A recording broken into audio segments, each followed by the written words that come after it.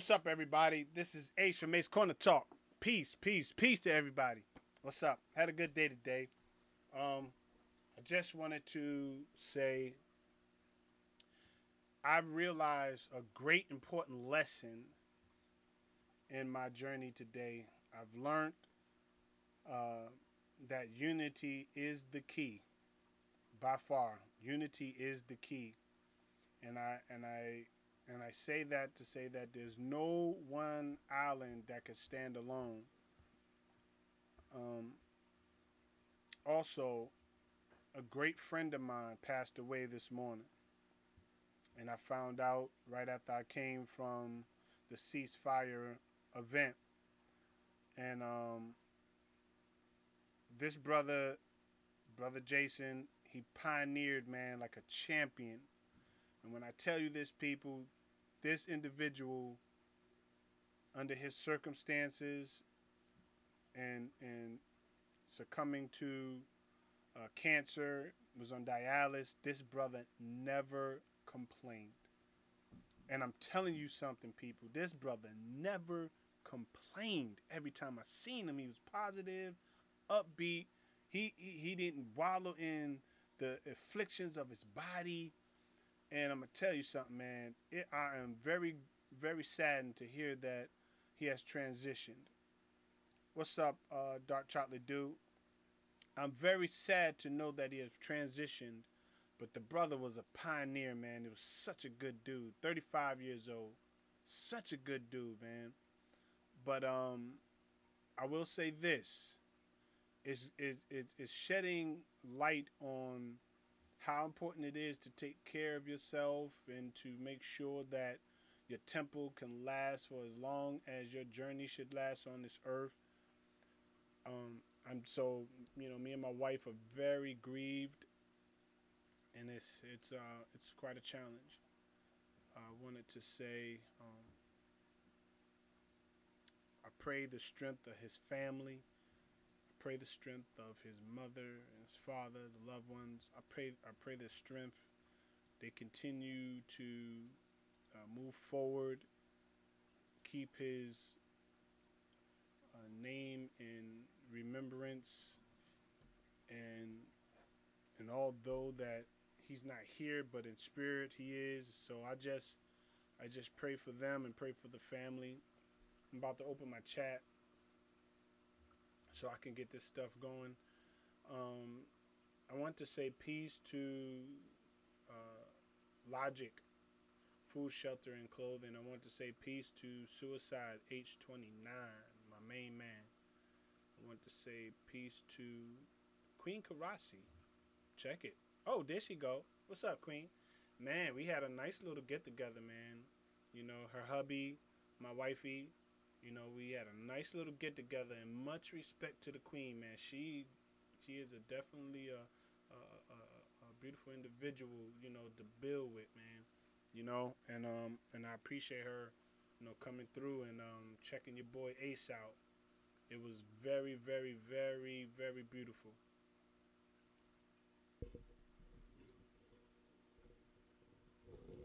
Okay, it could be me. It could be me. Let me make my adjustments. But yeah, so the Queen, um, we got together, and it was a very beautiful, beautiful gathering. Hey, I appreciate you coming to check your boy out. Yeah, so we're gonna do some more building, Queen.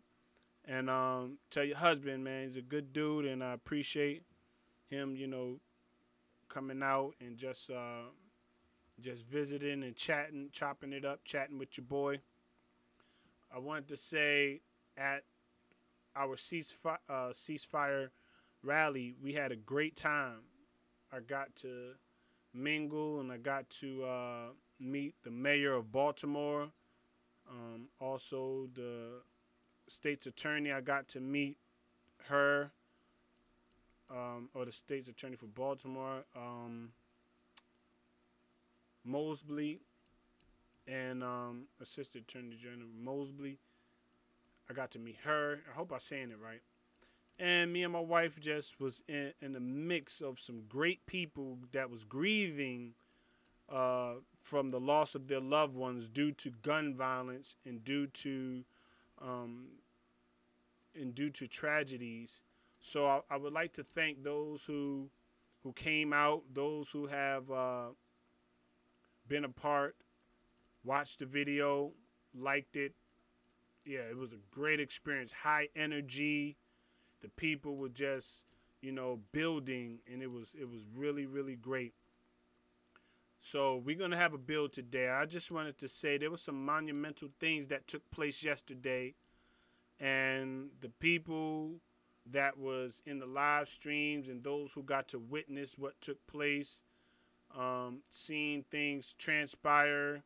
Then you seen the resolution behind it, how it could be worked out.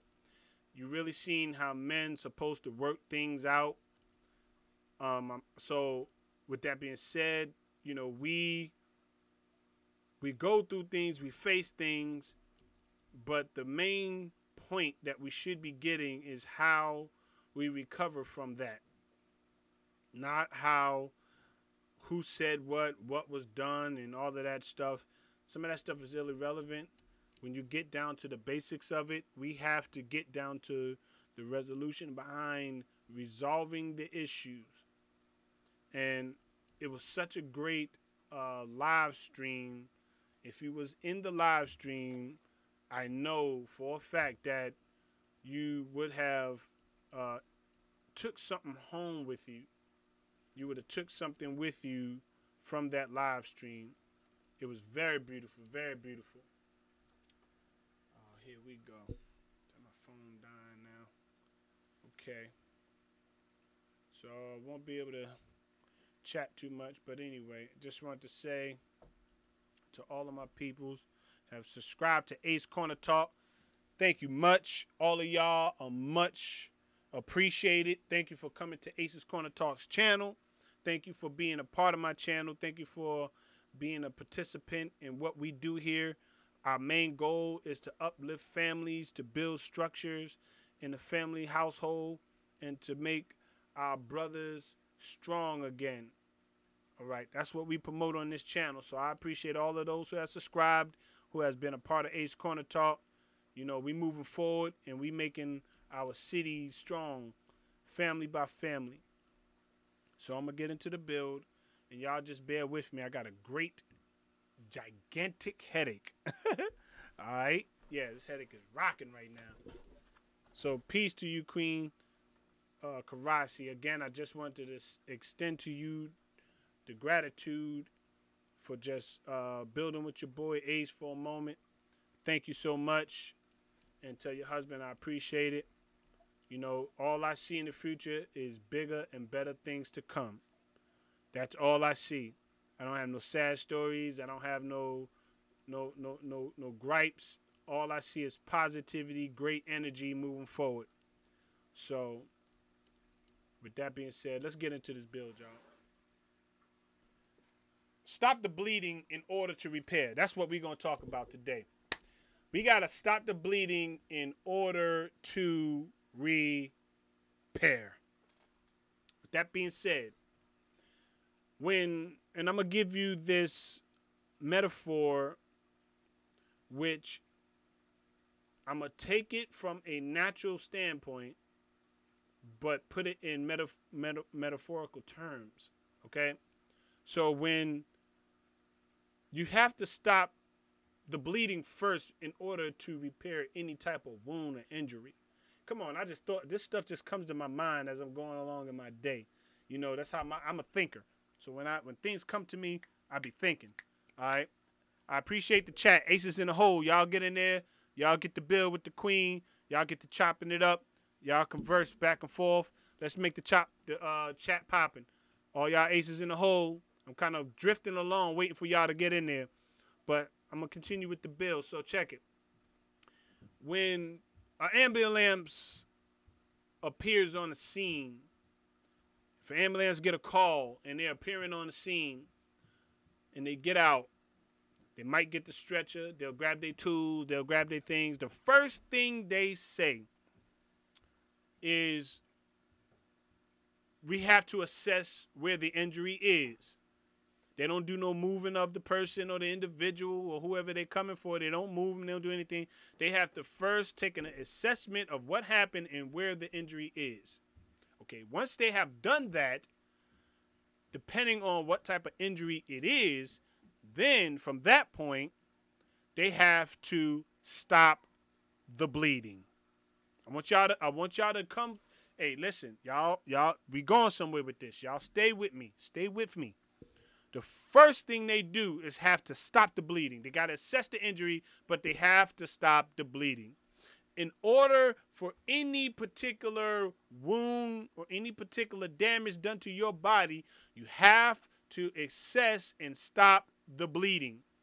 Because you're not going to have any healing of the wound. You're not going to have any type of repairing of an injury unless you stop the bleeding. Because there's things that occur when you do not stop the bleeding. See, a person can bleed out. A person can bleed in, which would be in internal bleeding. You know, a person can get blood clots. Now, come on, where are my medical people? I know I got some medical people tuning in this channel. So if I'm not telling the truth, or if I'm not giving something that is not factual, I need somebody to jump in that chat and tell me that I'm not in line with the way it works. Okay?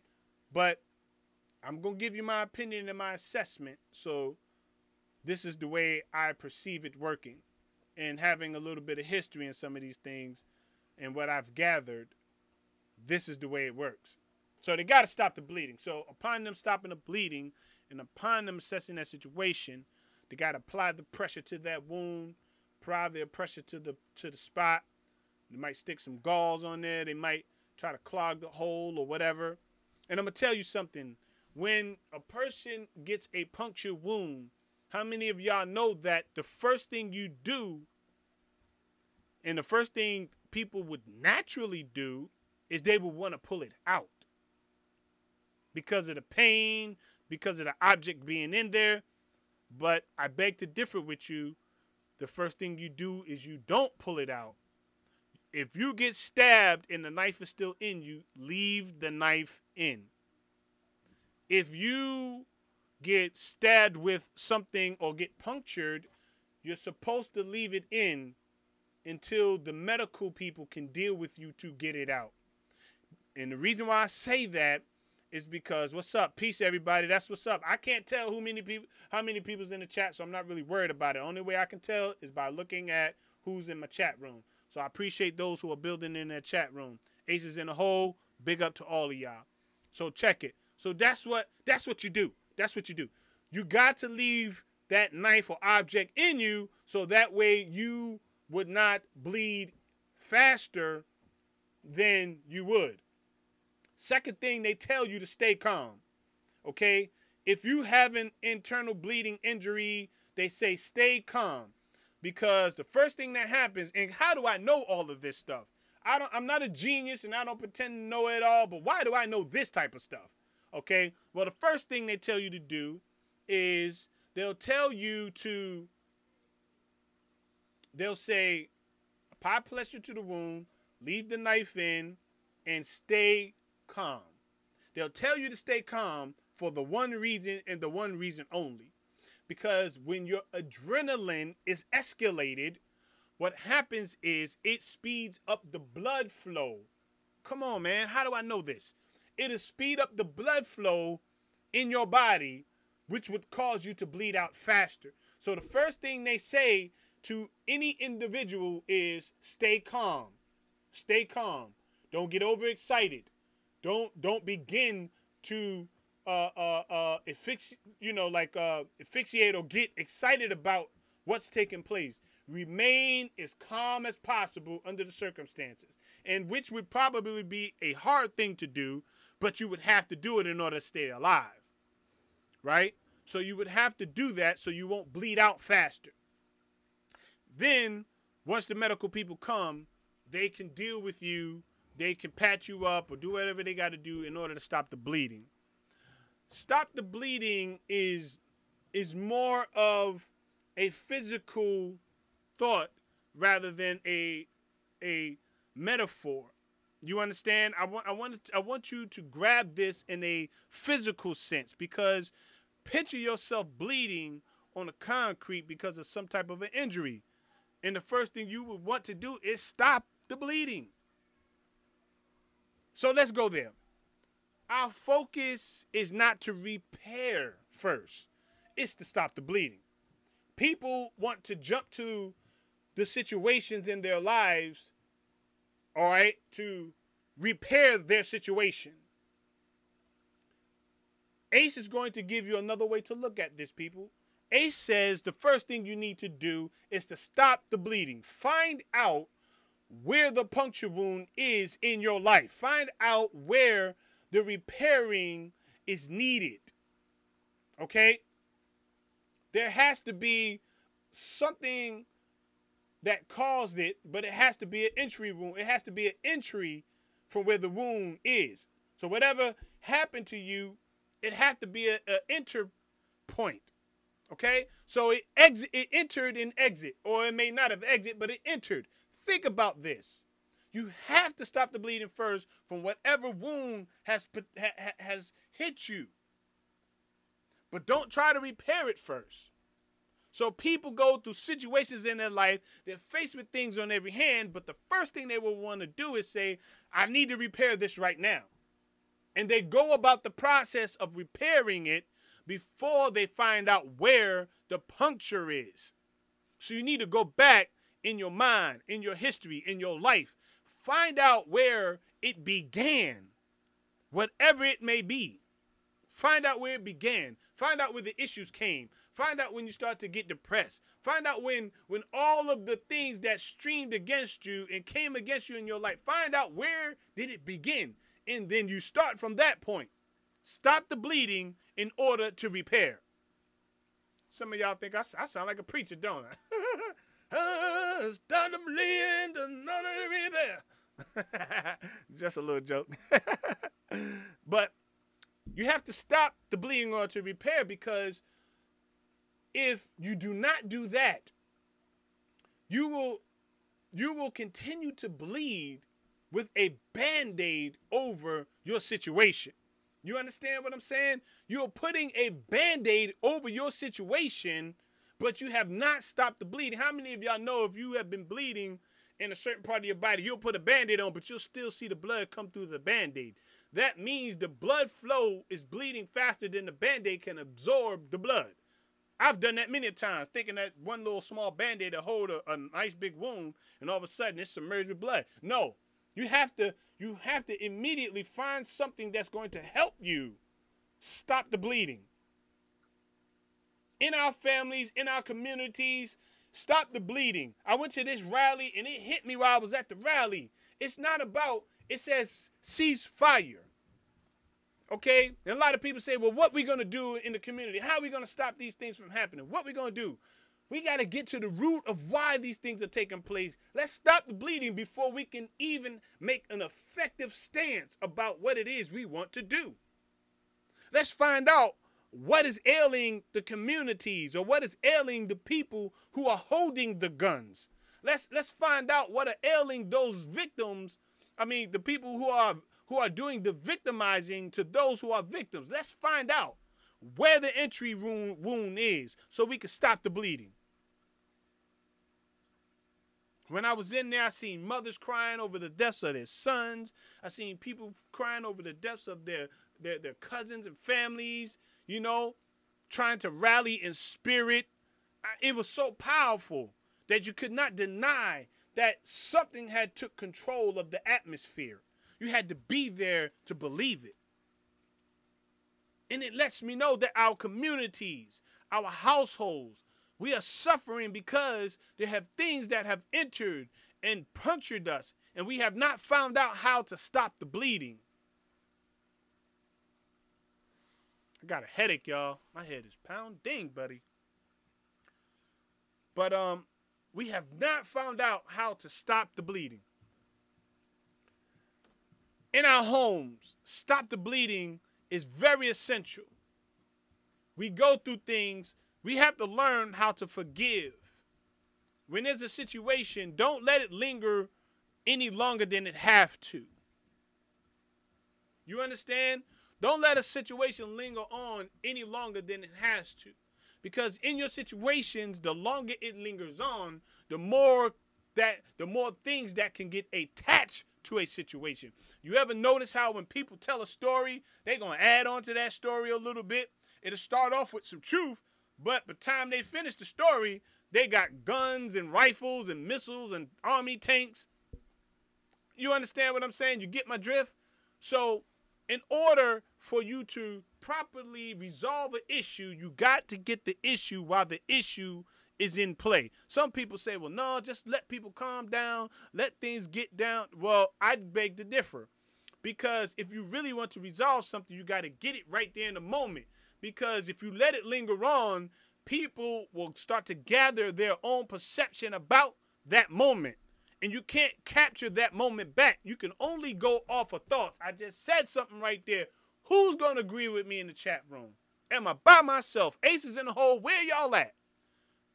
If you let situations linger on longer than it has to, the thing that's going to happen is you're going to grab your own perception about it, and it's no longer going to have the validity or substance that it needed at that particular time to resolve it.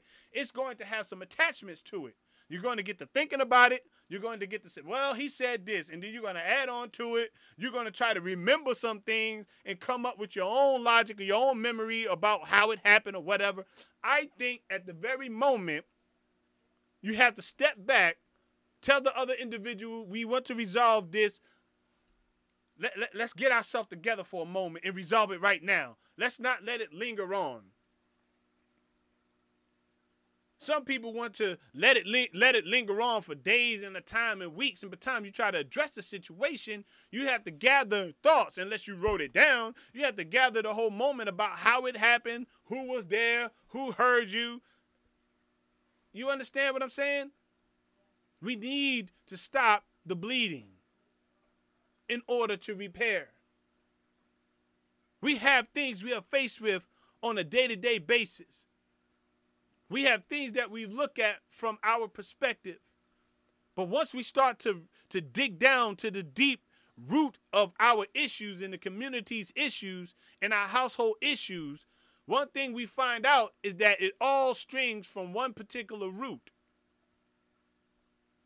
And once you get down to the bottom of the root, you have to be able to properly deal with it.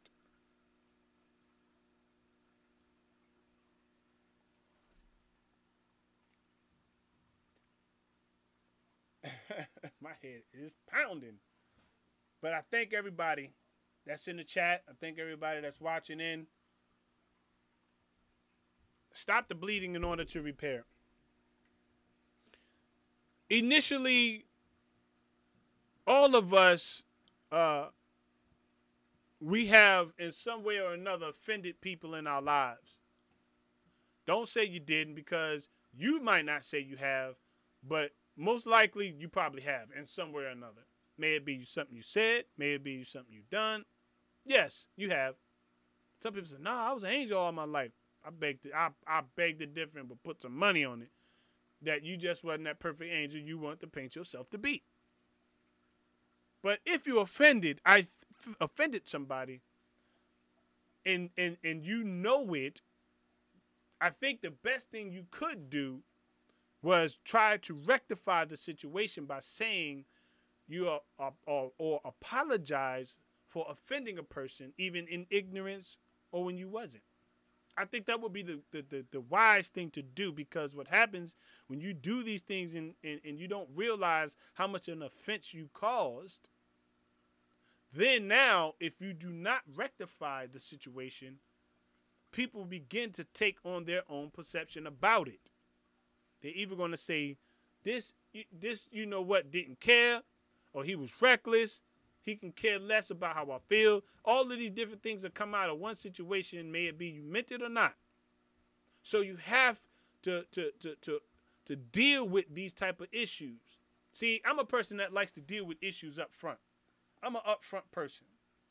You know, me and my wife beefing, sometimes I'll shut her down by ignoring her to the point where I will go do something else and then come back. But that's only a brief moment. I don't let days and weeks and months go by before we resolve the situation, because it's not good to give the space to the devil or the enemy, or give that space or room for it to fester or mature into something that it's not supposed to be. So if there's a disagreement or argument or something that we deal with, we have to deal with that thing before we lay down. Don't let your bed go down undefiled, or don't be in the bed undefiled. That's a scripture somewhere or another like that. So we deal with it, you know. For the end of the day, she making me a sandwich. I'm giving her Kool-Aid. She giving me, you know. We resolve the issues before we allow it to become something that it didn't have to be. Okay. Second, and it's not like I'm numbering these things. I don't know why I always say second, third, fourth, but in reality, when we begin to assess the damages in our life, because I know a lot of us do that. In particular, myself, I assess all kind of damages that have happened to me, who did what, and why they did what. And the mass majority of all of the offenses that happened to me, I was able to forgive. I know that's a strong word that some people can't get over, but I was able to forgive who caused the offense.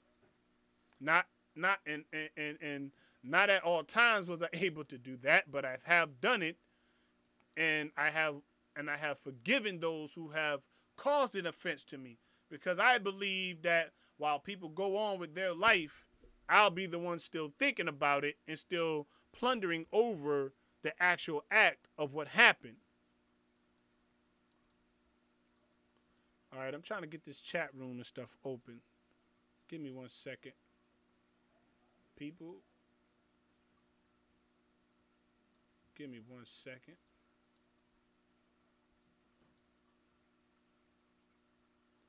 I tell you, man, you do all of this paying for Comcast and all this stuff, and every time you turn around, jokers.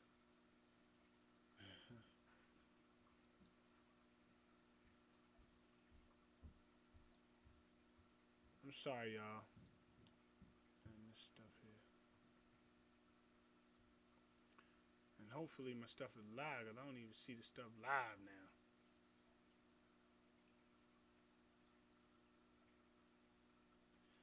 Alright, anyway. Alright, bingo. Here we go.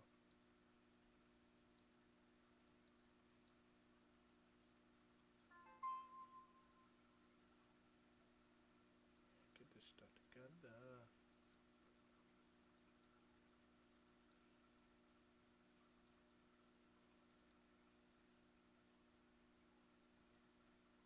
Alright, I apologize for this moment. I just need to see what's good with this, alright? Alright, there we go. All right now. Come on, Verizon. Comcast. Kick in there, baby. Kick in there. All right. So when we assess our situations, we assess how the offenses that are caused. And this is what I do. I don't know about you.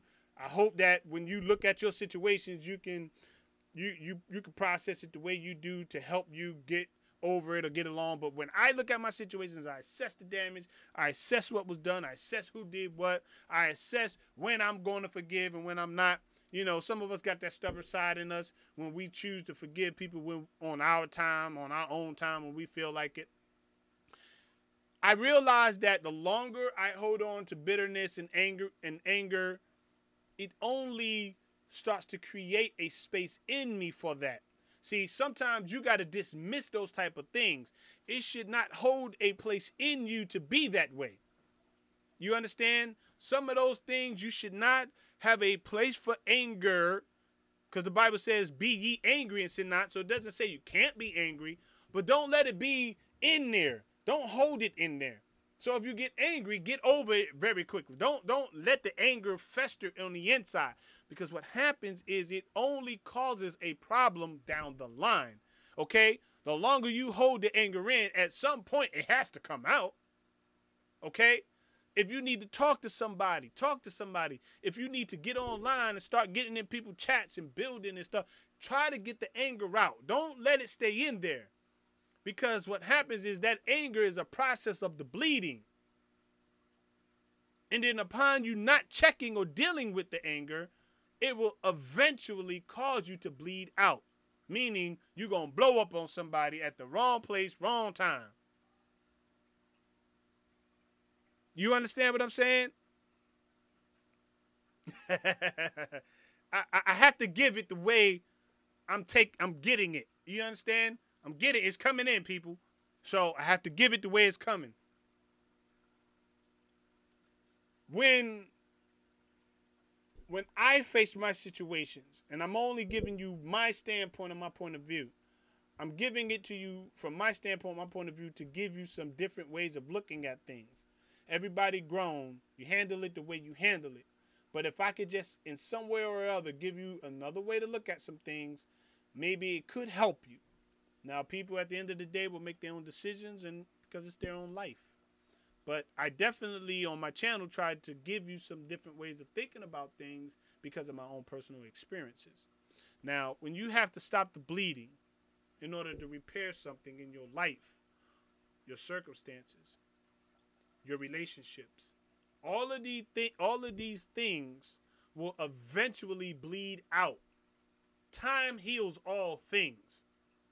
But if you are the type of person that is en route, building, moving forward, and things are popping in your life, sometimes you don't want to wait for that process of time to heal things unless you got time to wait on it.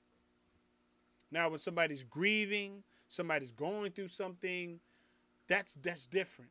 Because that process of grieving, there shouldn't be a limit on that. The only thing that can be done is allow that person to grieve properly, whatever they're grieving about. Don't try to change it. Don't try to force it. Don't try to push it down their throat about it. Let them grieve as long as they need to get it out. Because once it's done, it's done. But the mistake people make is trying to force people to grieve faster than they have to. Okay?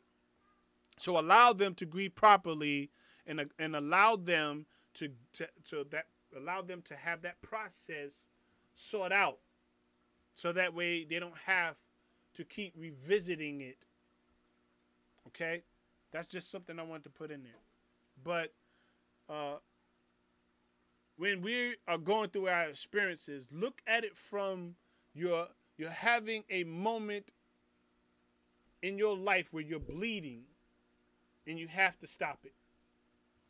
Okay? If you have a family member that's coming at you, get to the root of why the family member don't like you. Stop saying, why is this happening to me? We got to get out of the why it's happening to me syndrome. Okay, people? Let me get real. Let me get real deep. Let me get real deep real quick. You know, Ace don't like to get deep. I just keep it simple, but it's time for me to get real deep real quick with you. Okay? We got people that like to say, why me? All right?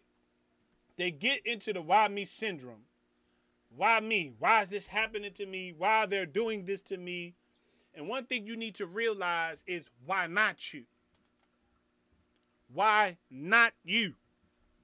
If you say you are who you are, if you say you are effective in what you do in the community, if you say you are effective in being the boss in your life, why not you?